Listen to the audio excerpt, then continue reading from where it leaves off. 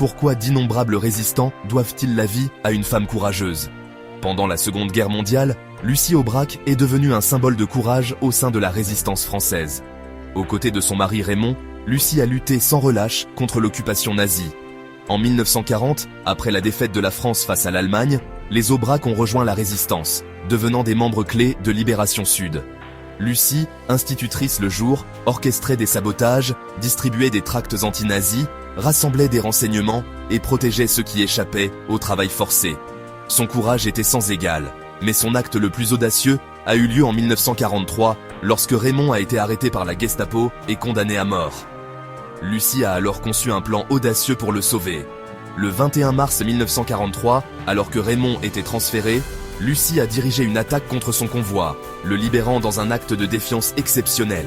Ce sauvetage héroïque a fait d'elle une icône de la résistance. Après la guerre, Lucie a continué à défendre les valeurs de liberté et d'égalité, militant pour les droits des femmes et racontant ses expériences de guerre.